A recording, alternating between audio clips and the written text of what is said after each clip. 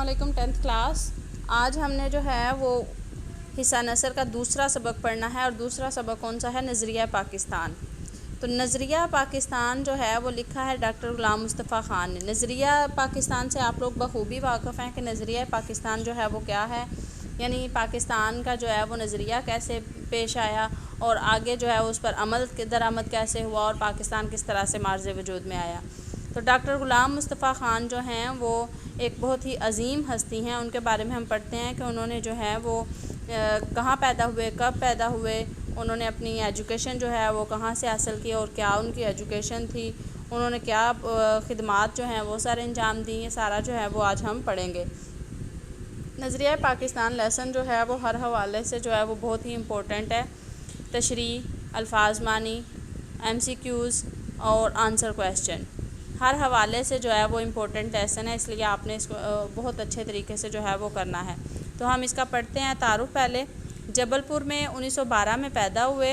1928 میں انجمن اسلامیہ high school جبل پور سے 9ویں جماعت یعنی 9th کلاس جو ہے وہ پاس کر کے علی گڑھ چلے گئے۔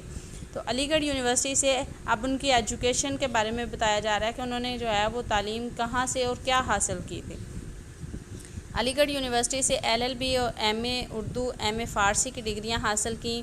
1947 میں PhD اردو میں کیا۔ PhD کی ڈگری کس سبجیکٹ میں کی تھی؟ اردو میں۔ ناگپور یونیورسٹی میں سے 1959 میں DLED کی ڈگری حاصل کی۔ عملی زندگی کا آغاز کنگ ایڈورڈ کالج امروتی سے بطور لیکچرار کیا، کہ انہوں نے جو ہے وہ اپنی پریکٹیکل لائف جو ہے اس کا آغاز جو ہے وہ کہاں سے کیا تھا؟ کنگ ایڈورڈ کالج امروتی سے۔ اور کس حیثیت سے کیا تھا؟ لیکچرار کی حیثیت سے۔ پاکستان بننے کے بعد اردو کالج کراچی سے وابستہ ہو گئے۔ اب کہاں پہ وابستہ ہوئے تھے؟ اردو کالج کراچی سے۔ سندھ یونیورسٹی میں صدر شعبہ اردو کے طور پر خدمات انجام دیں، اور سندھ یونیورسٹی میں جو شعبہ اردو تھا، اردو کا ڈپارٹمنٹ جو تھا، اس کے صدر جو ہیں وہ رہے تھے۔ انہیں ستارہ، اب ان کے جو اعزازات جو ہیں وہ ملے تھے ان کے بارے میں ہے۔ انہیں ستارہ امتیاز، نقوش ایوارڈ، اقبال ایوارڈ اور نشان سپاس جو ہے وہ ملا۔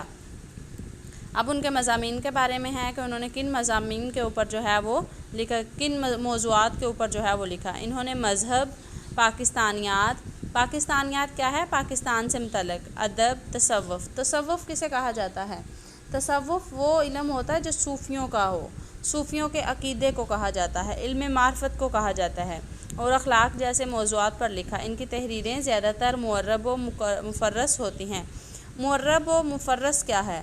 معرب جو ہے وہ کہا جاتا ہے وہ کسی دوسری زبان کا لفظ ہوتا ہے جسے عربی زبان میں جو ہے وہ استعمال کیا جاتا ہے، عربی میں استعمال کیا جاتا ہے۔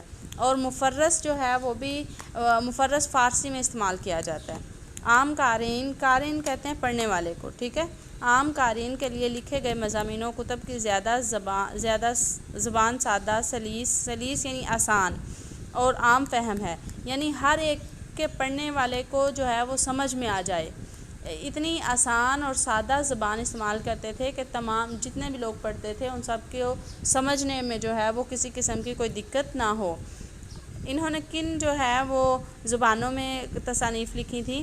انہوں نے اردو، فارسی، عربی اور انگریزی زبانوں میں 100 سے زیادہ کتب تصنیف کی۔ ان کی کتب میں سید حسن غزنوی، حیات اور کارنامے، سراج البیان، اقبال اور قرآن اور تنقید و تحقیق اہم ہیں۔ یہ ان کی تصانیف ہیں، ان کے نام بھی آپ نے یاد کرنے ہیں۔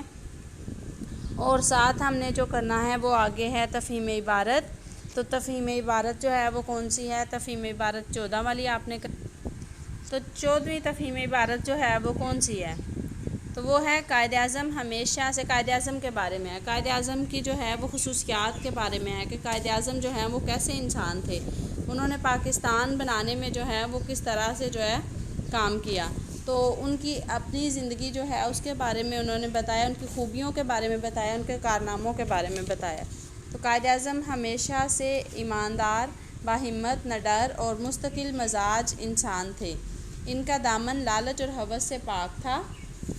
وہ کسی جج یا ساتھی وکیل سے بھی اپنی شان کے خلاف کوئی لفظ سننا پسند نہیں کرتے تھے۔ نامساعد حالات میں گھبراتے نہیں تھے اور نہ کبھی دغا اور فریب سے کام کرتے تھے۔ ان کی سیاست صاف ستھری اور پاکیزہ تھی۔ وہ سیاسی مقاصد حاصل کرنے کے لیے توڑ پھوڑ اور خلاف قانون اقدامات کے سخت مخالف تھے۔ جس بات کو حق سمجھتے اس کے بارے میں کسی سے سمجھوتا نہیں کرتے تھے اور نہ ہی مصلحت کوشی سے کام لیتے تھے۔ خوش پوشی کا انہیں بہت شوق اور سلیقہ تھا اور آخر تک قائم رہا۔ آخر تک یعنی آخری لمحات تک۔ ہندوستان کے کتنے ہی وائسرائیوں نے ان کی خوش پوشی کی تعریف کی۔ یہ وائسرائیوں کون سے ہیں؟ وائسرائے کہتے ہیں جو برطانیہ کے جو حکومت تھی ان کو۔ ان کی زندگی کے آخری چند سالوں میں ان کی شہرت بام عروج پر تھی، یعنی بہت ہی بلند تھی۔ پاکستان کا قیام ان کا عظیم کارنامہ تھا۔ اب ان کے سوالات جو ہیں اس کے بارے میں، قائد اعظم کس قسم کے انسان تھے؟ تو یہ آپ نے اوپر پہلی لائن میں پڑھا کہ قائد اعظم لالچ اور ہوس سے پاک، ایماندار، باہمت، نڈر اور مستقل مزاج انسان تھے۔ قائد اعظم کا سیاسی رویہ کس قسم کا تھا؟ تو یہ بھی آپ نے اوپر پڑھا ہے کہ ان کا سیاسی رویہ جو ہے وہ کس طرح کا تھا۔ تو قائد اعظم کا سیاسی رویہ صاف ستھرا، پاکیزہ، تعمیری، بے باک، اخلاقی اور اصولوں پر مبنی تھا۔